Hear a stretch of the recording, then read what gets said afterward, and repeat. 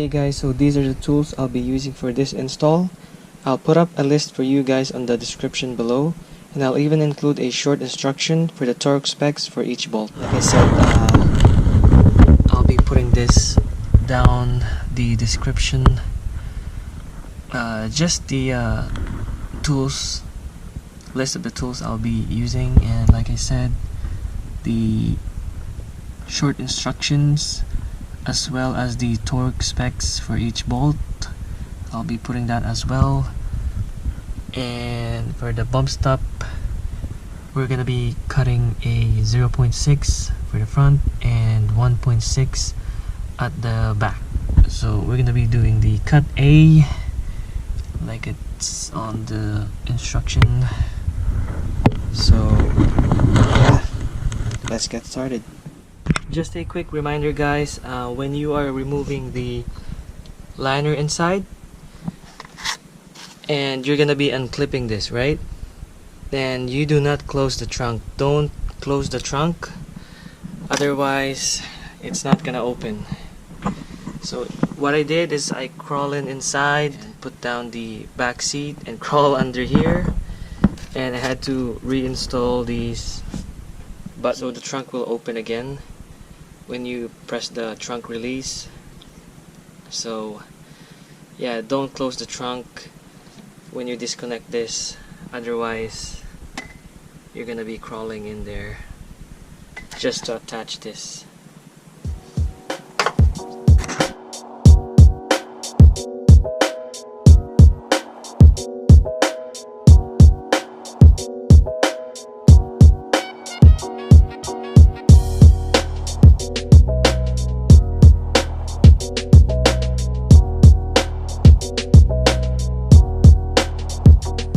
Okay guys, so first we're gonna be removing the 12mm bolt holding the brake line, which is located under here, and these two clips.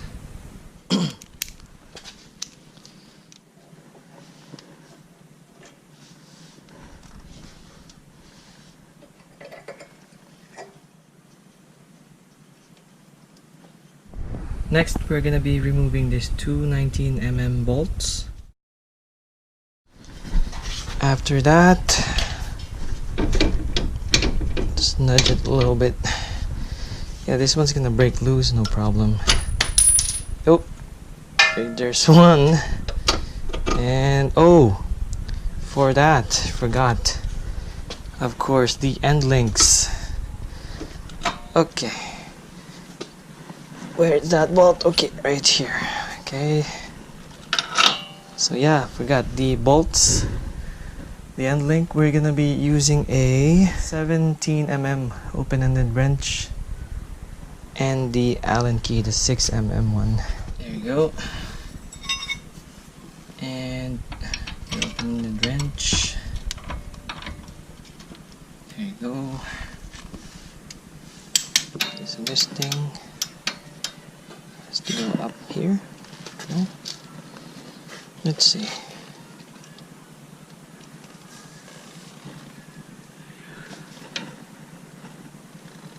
Yeah. Yep. Okay. So slowly but surely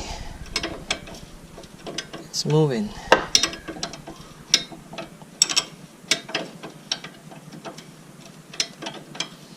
Okay, you guys, if you guys are thinking why am I going for lowering springs, why not just buy the coilovers?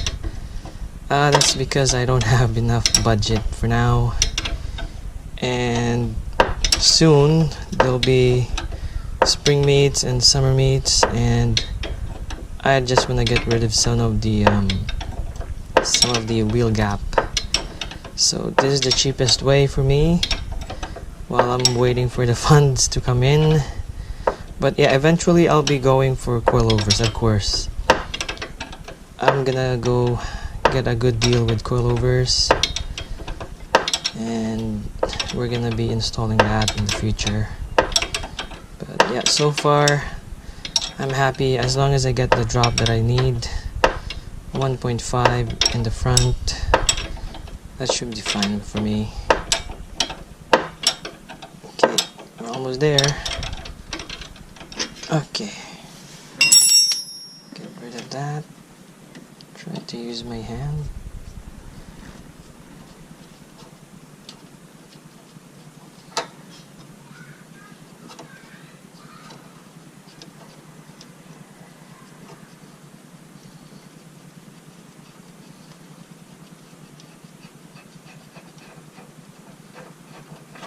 Okay, that's done.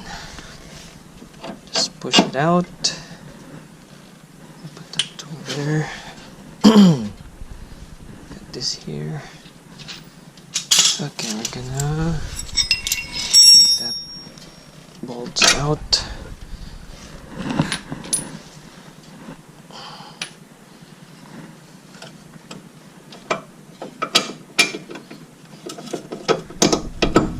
Okay, now it's free. Okay, carefully. Yeah, that looks scary. Yeah, first time doing this. Seen a couple of videos, but should be good, I guess. Now we're gonna go on top, get rid of the 12M bolts holding the shocks.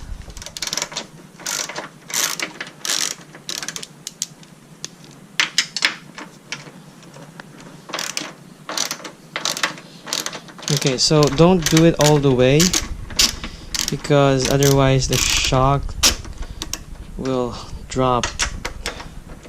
So just loosen enough for you to use your hand to unscrew it. So just go on the almost there. So just enough for you to remove it by hand, because you're gonna catch it underneath, hold it, and then undo the screws. I mean the nuts. You're gonna wanna hold the shock underneath, and you take out the nuts one at a time, put it there.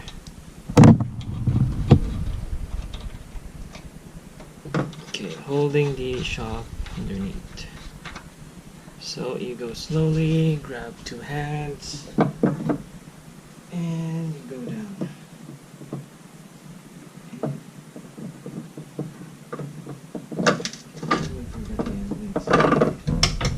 Okay, there you go.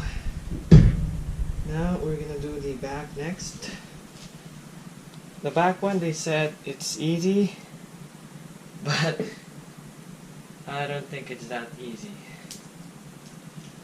because there's a lot of we're gonna be fighting the shock. That's the back.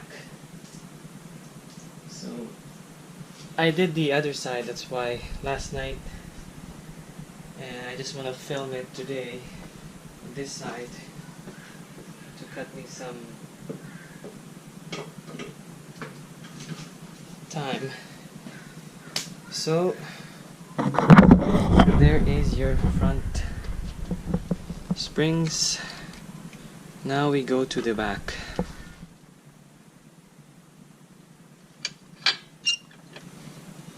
And don't forget, we're gonna be needing a 17 open-ended wrench at the back too, to hold the bolt while you turn the nut here. See, taking these bolts out is really easy. Just need a breaker bar, and that's about it. But taking the shock out, that's another story. So that one is done. Now next to the 14, I believe. Oh, is it the 14? Yep, it sure is. Okay, let's take that one. And of course we're gonna need a 14 also for the back. Yep, got that one down. Just gonna extend this. Okay.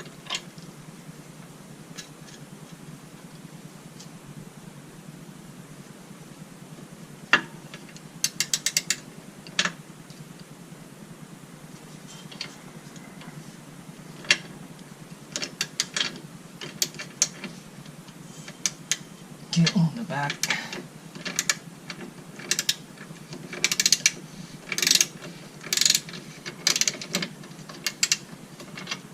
Okay, now by hand.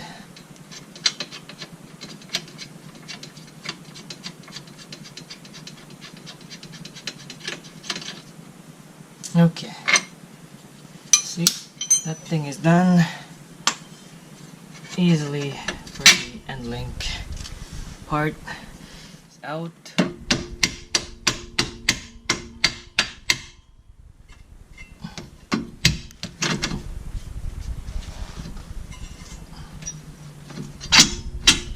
Yep, there you go. Bolt is out. Now going on the top for that 14s. So we're taking out the two 14s. Up here you don't need to worry on the bottom because it's not gonna go anywhere. The shock is pretty much stuck underneath, so just take this off. Take this all off, no worries. It's not going anywhere. Okay. Do it by hand.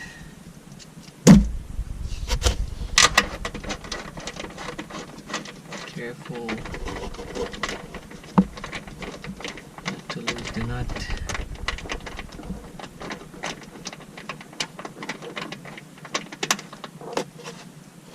Put it here.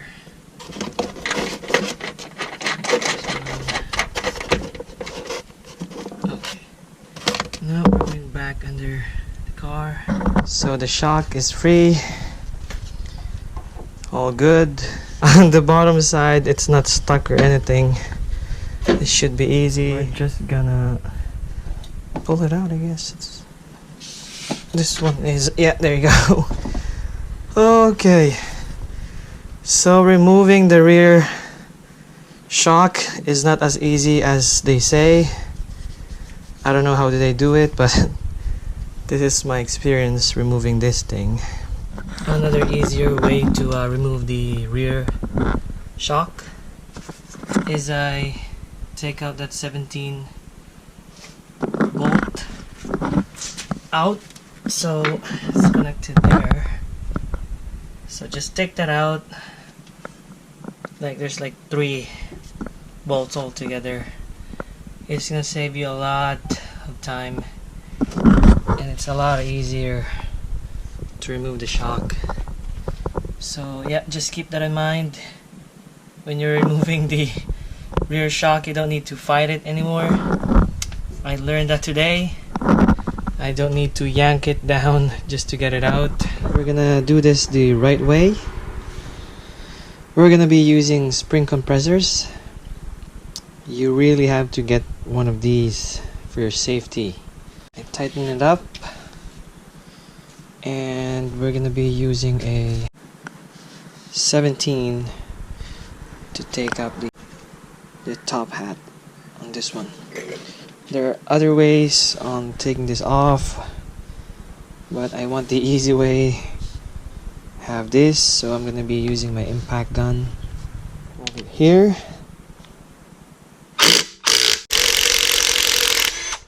There you go, easy.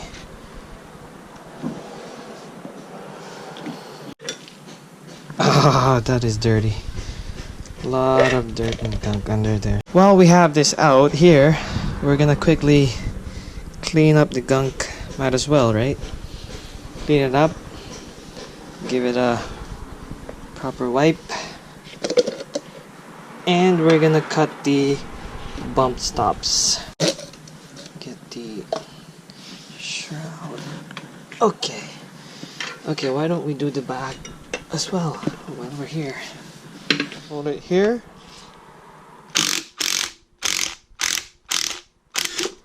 There, it's not gonna go anywhere. We'll clean the gunk and the dirt out quickly, and I'll be back. Okay, so the bump stops are facing down when you put it back onto the shock. So for the back, we're gonna be cutting 1.6 inches and a 0.6 cut for the front, which is easy.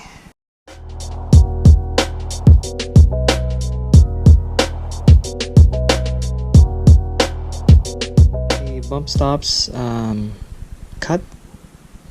So this is 1.6, 0.6. So we're gonna be putting the stops facing this.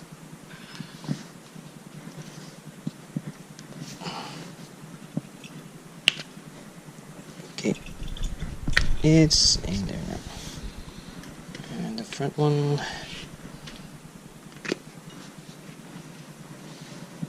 go and put on the this like a shroud or something. And for the back, now on the springs. So for the back,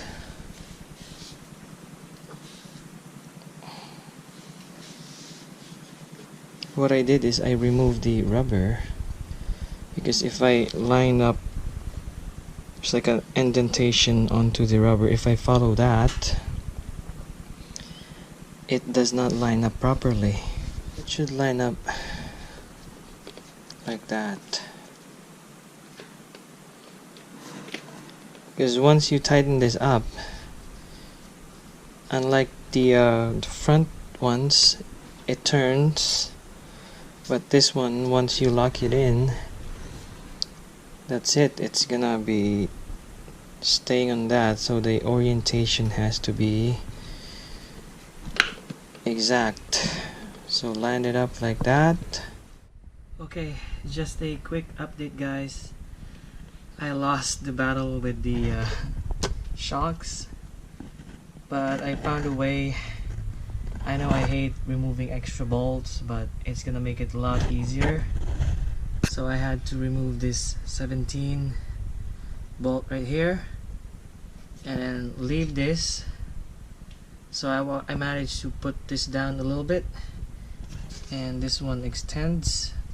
It's not gonna break or anything, so it gave me a little bit of extra space going down. So I managed to easily slip the shock on top and then screw in the 14 M bolts on the top to hold it, and put this back in place. Just put everything back,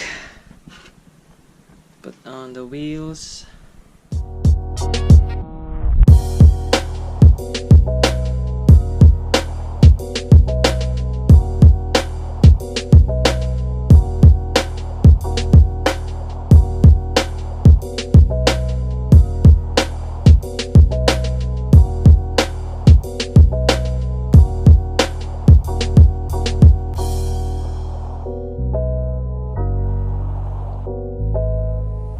There you have it, guys, finally done. So much work, but that's worth it. I mean, one finger, that's all I need. It's not even two, it's a little bit one, and the springs haven't even settled yet, so I don't know how low will it be. And same as the back. But first, shoe test. definitely passed that one, no problem. So yeah, if you guys are thinking of doing springs, you can definitely do it by yourself, given you have the right tools. No problem if you have any friends or buddies that's gonna help you. So yeah, I'll see you in a bit. I'll take some nice photos. Yeah, definitely I'm really happy with the result. Okay guys, see you in a bit.